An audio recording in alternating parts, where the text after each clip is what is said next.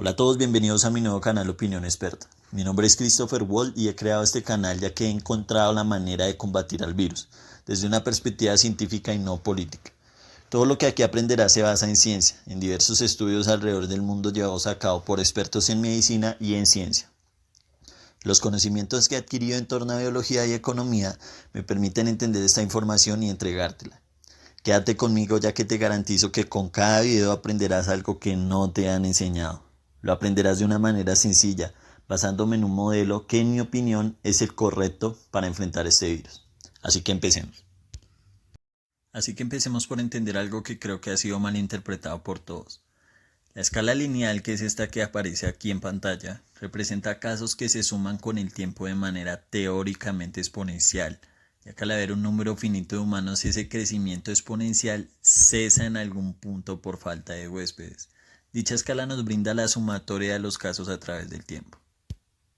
La escala logarítmica, por lo contrario, nos ayuda a entender la velocidad de multiplicación del virus y observar si la curva comienza a aplanarse o sigue siendo alta.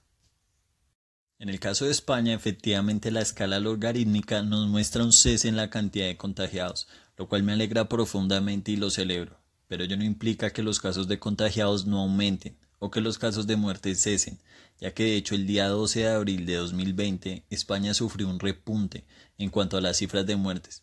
Lo que esto significa es que la velocidad en la que el virus se propaga está disminuyendo. Ahora, ¿por qué explico esto? No sé si el presidente Pedro Sánchez desconoce lo que esto significa y supone que la aplanación de la curva hasta este punto significa el cese de contagios definitivo o que no importa el hecho de que probablemente las unidades de cuidados intensivos esta semana colapsen y el sumarle que 4 millones de personas laboren en industrias que no son de primera necesidad eventualmente genere un alza o repunte en el caso de contagiados, el cual sería catastrófico a nivel hospitalario, ya que recordemos que lastimosamente España aún es el segundo país con mayor caso de contagiados. Desafortunadamente parece ser que sí desconoce esto, ya que hoy me topé con esta noticia. El gobierno relaja las medidas pese a la alerta de expertos y la Generalitat. Tras 15 días de parada, millones de españoles volverán entre el lunes y el martes al trabajo. Se trata de una de las decisiones más arriesgadas que ha tomado el gobierno desde que decretó el estado de alarma y el confinamiento forzoso. El pasado 14 de marzo, para hacer frente a la pandemia del coronavirus, las voces críticas con esta medida son muchas. Una parte del comité de expertos del Ejecutivo está en contra. La Organización Mundial de la Salud alerta del riesgo de levantar las restricciones de forma apresurada. Ahora quiero que observes que aún la OMS y la Generalitat están en contra de esta acción. El teletrabajo se verá primar siempre que sea posible y los comercios y locales de ocio continuarán cerrados, pero las actividades industriales y laborales no esenciales, como la construcción y las fábricas, sectores que agrupan a cerca de 4 millones de personas, serán reiniciadas. Quienes presenten síntomas, por leves que sean, no deberán volver a su empleo y todos los trabajadores tendrán que mantener la distancia mínima de 1 metro o de 2 a ser posible, lavarse las manos con asiduidad y en algunos casos en los que la aglomeración resulte inevitable, cubrirse la boca.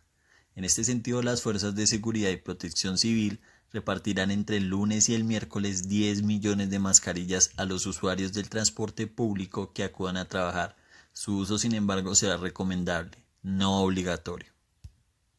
Ahora quiero que observes el término no esencial, es decir, todo aquello que esté fuera de alimentación, medicinas, equipo hospitalario, entre otros. Es secundario e incluso todo eso tiene que ser llevado de una manera controlada, con medidas contundentes, pero de nuevo, existe un afán por acelerar la economía y la vida humana pasa a un segundo plano. Quienes presentan síntomas. De nuevo, olvidamos que en este caso lo que hace diferente al SARS-CoV-2 es la sintomatía. Y tenemos 4 millones de personas que pueden desarrollar asintomáticos o asintomáticos que pueden contagiar a todos aquellos quienes aún están sanos. La distancia mínima de ser posible, lo que indica una clara improvisación y no un método riguroso y controlado. Dicha distancia debe ser mínimo de 1 o 2 metros. ¿Acaso no saben que diversos estudios sugieren una distancia superior? De todo esto hablaré en otros videos, así que tienes que estar pendiente. Solo cuando la aglomeración resulta inevitable cubrirse la boca. Se pone en tela de juicio el uso de máscaras que evidentemente son una de las mejores opciones para reducir la probabilidad de contagio, y están teorizando que se necesita estar en una aglomeración para contagiarse con el SARS-CoV-2, cuando todos sabemos que en una simple charla de dos personas se puede contagiar. El simple hecho de hablar expulsa miles de gotículas respiratorias. Y lo repito, ¿qué pasa con las personas asintomáticas? Además de esto, las personas que trabajan en el sector de transporte público, y como ya hemos visto en casos de estudio llevados a cabo en diversos países y por diversas instituciones como el New England Journal of Medicine, que comprobó que el virus puede sobrevivir hasta 3 horas después de la aerolización, que se produce cuando el virus se mezcla con gotas en el aire y forma aerosoles, que tienen la capacidad de flotar en el aire y producir infección tras su inhalación. ¿O qué tal el estudio llevado a cabo en Singapur respecto a los ventiladores y medios de control de temperatura, que pueden propagar dichos aerosoles a distancias mucho mayores a 2 metros, lo que es conocido como aerotransmisión? Jamás olvides ese concepto. Hace indispensable el uso de máscaras y aun con el uso de las mismas solo se reducen probabilidades, pero sí, efectivamente las máscaras son necesarias. En distintos videos explicaré el porqué a profundidad, ya que el objetivo de este es ser enfático en que continúes bajo la cuarentena. Una vez que entendí todo esto, así que dicha noticia me llevó a preguntarme si el presidente Sánchez sabe algo de esto. Que suavizar las medidas a que el ratio de contagio que según el MIT, el Centro Nacional de Epidemiología, entre otros, actualmente en España se ubica en un 0.99 o en 1, y que costó tanto esfuerzo para reducir por parte de la comunidad hospitalaria, y debido a las medidas de confinamiento podría elevarse de nuevo a lo que comúnmente teníamos entendido, sobre un ratio de contagio de 3. Esto ocurrirá si no se hace nada o si se flexibilizan todas las medidas de contención. Así es, el ratio de contagio también deriva de nuestro actuar, del actuar macro y del actuar micro. Efectivamente no sabe nada sobre los aerosoles o aerotransportación que previamente mencioné. Las razones para exigir máscaras para toda la población las desconoce. Ventiladores, control del medio ambiente y cómo influye en ambientes cerrados. El comportamiento del virus en sitios cerrados y bajo ciertas condiciones de temperatura. Las medidas draconianas, es decir, medidas contundentes y no titubeantes sin dejar al azar nada. El colapso hospitalario, el cual desafortunadamente podría ser inminente, entre otros, para lo cual no hay duda, o lo desconoce o lo ignora. De nuevo, no soy el único que se une a esta causa. También la consejera de la presidencia, Meritxell Budó, ha alertado este sábado al gobierno de Pedro Sánchez de que si mantiene su negativa o prolongar el confinamiento total, será responsable de un eventual rebrote del coronavirus en España. Así lo afirma Rudo en la rueda de prensa diaria del gobierno para dar cuenta de sus gestiones ante la crisis del coronavirus, en la que advirtió de que si se relajan ahora las medidas de confinamiento se corre el riesgo de que solo el sacrificio que se ha hecho sirva de bien poco. Esto es una contundente verdad y apoyo totalmente lo dicho por esta señora.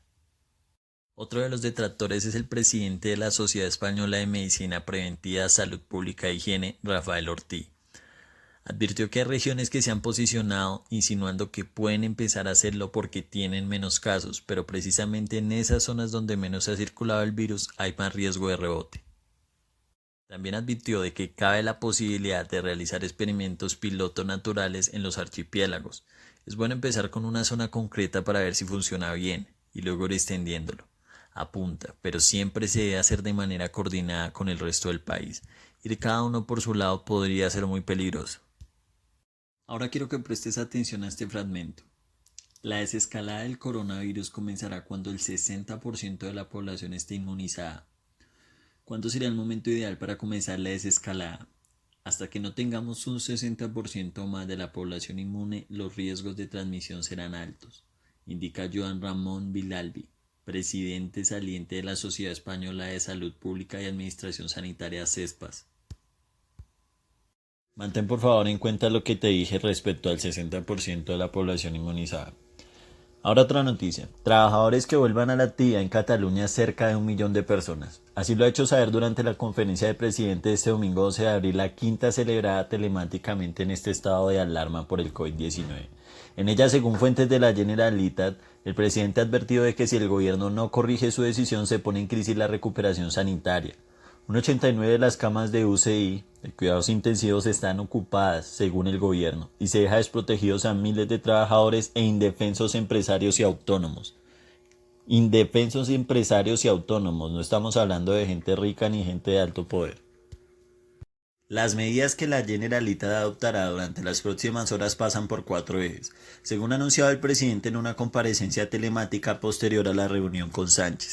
Estos son el control del estado de la enfermedad a través de la práctica de los test rápidos de los que dispone la administración, un plan de control de aglomeraciones en espacios de trabajo, establecimientos comerciales y transporte público, la atención a personas mayores en residencias y el compromiso de la ciudadanía de seguir las medidas de prevención frente a contagios.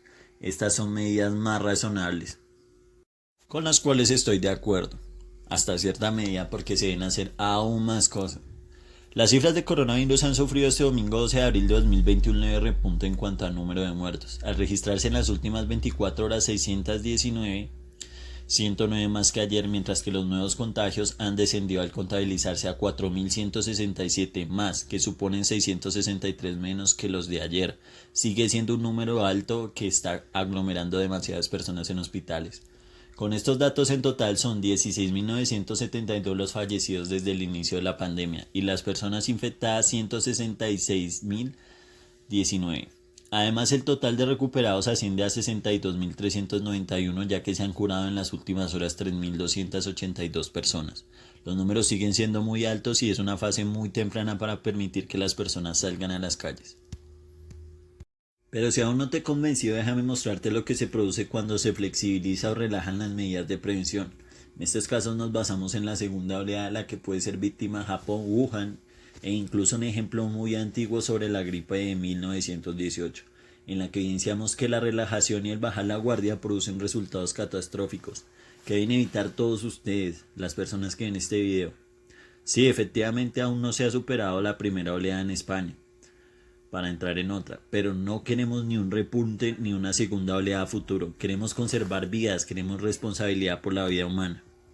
Shinzo Abe, primer ministro del país, ha confirmado que va a declarar el estado de alerta sanitaria en Japón y será la primera vez que suceda desde que se instaurara la Constitución en 1947, por lo que supone un hecho sin precedentes.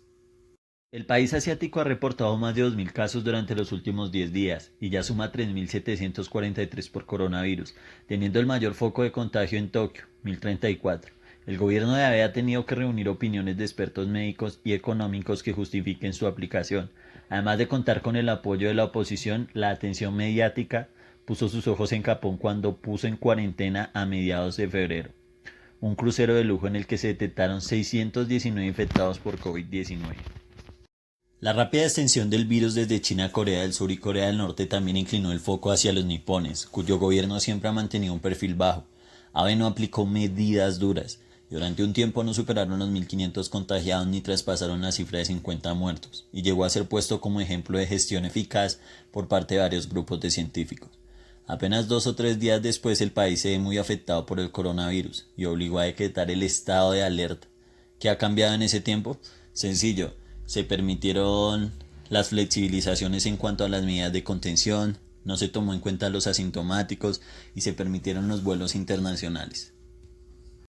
Los complejos de apartamentos conservarán el poder de volver a confinar a los residentes en sus casas si se encuentra o se sospecha que hay nuevas infecciones de virus en sus propiedades, informó Bloomberg, con un alto funcionario del Partido Comunista de Wuhan como fuente. En los últimos días la ciudad endureció las restricciones en algunos edificios de viviendas y dijo que otras continuarán, luego de confirmar docenas de nuevos casos asintomáticos, consiguió The Wall Street Journal. Un medio oficial, Health Times, aseguró el lunes que podría haber entre 10.000 y 20.000 casos de este tipo en Wuhan. El informe fue rápidamente eliminado de Internet, denunció el periódico. Esta es otra prueba de lo que sucede al flexibilizar las medidas de contención, ya que lastimosamente este virus presenta sintomatía en la mayoría de los casos. En mi opinión, lo que se debe hacer es mantener una cuarentena prolongada. Aquellas personas que ya tienen una inmunidad deben ser puestas a trabajar y los sectores industriales primarios también deben ser puestos a laboral de una manera progresiva y geográficamente localizada. Ahora fíjate en lo sucedido en 1918. Pese a todo lo peor estaba por llegar. Aunque ciudades como Madrid habían pasado lo peor, la segunda oleada de 1918 afectó tanto a las ciudades como a pequeños municipios del mundo rural. El 75% de las muertes se cree que acontecieron en la segunda oleada de 1918, porque aunque esta epidemia comenzó siendo una gripe relativamente benigna, su mortalidad fue aumentando progresivamente. Todas estas noticias son un claro ejemplo de lo que sucede cuando se flexibilizan las medidas de contención, cuando las personas se relajan y salen todas a trabajar, cuando el virus muta y no hay un seguimiento, cuando hay una desorganización. Esto es lo que lastimosamente podría pasar en varios escenarios alrededor del mundo, y es lo que debemos evitar. ¿Recuerdas que te dije que recordaras el fragmento del contagio al 60% de la población? Pues quise que lo hicieras para que entiendas la verdad de esta situación y que solo hay dos medidas para garantizar que la probabilidad de contagio sea remota. Eso sí, esperando que el virus no sufra una mutación para volver a atacar. Ahora, ¿qué significa la inmunidad colectiva? Significa, en términos sencillos, que después de contagiar a un 60 o 70% de una población determinada, el virus ya no va a encontrar a quien infectar y va a reducir sus probabilidades progresivamente. ¿Cuál es el problema? Que hay dos maneras de conseguirla. Una es la inmunidad que se va desarrollando por los contagiados o desarrollando una vacuna. La primera opción no es viable, ya que pueden morir muchas personas en el proceso y no es una opción para ningún gobierno. La segunda opción radica en la vacuna, que a escalas globales puede tardar meses. Por ello, no estoy tratando de generar pánico. Solo procuro conservar la vida y para ello debemos ser realistas. Recuerda que esto también me afecta a mí, ya que también podría llegar a ser una víctima. Es por ello que las medidas no se pueden flexibilizar. Es tan sencillo como eso. Así que te estarás preguntando cuál es la solución a todo esto. La primera, quédate en casa. Esa es la opción que más reduce probabilidades de contagio. Confía en la ciencia y no en la política. Creo que ya todos hemos entendido eso. Si decides salir, amplía los métodos de protección basados en datos científicos. Alrededor del tiempo voy a ir subiendo videos donde explico cómo hacerlo. Pero todo esto siempre va a quedar bajo tu responsabilidad, ya que solo estamos reduciendo probabilidades de contagio. Utiliza el principio de precaución. Haz las cosas antes de que lleguen a tu vida. Confía en la ciencia y amplía tus métodos. Amplíalos incluso si solo son estudios remotos. Esto permitirá que anticipes cosas a futuro. Y lo otro, continúa aprendiendo. La información es la clave para detener el virus. Ahora por favor activa la campana de notificaciones, suscríbete a este canal, ya que subiré videos pronto con información que no ha sido muy propagada entre la población. Te mostraré la manera en la que comprendí que debemos enfrentar esta crisis y más adelante publicaré una guía para que puedan leerla en mi sitio web Opinión Experta. Muchas gracias y les suplico, quédense en casa.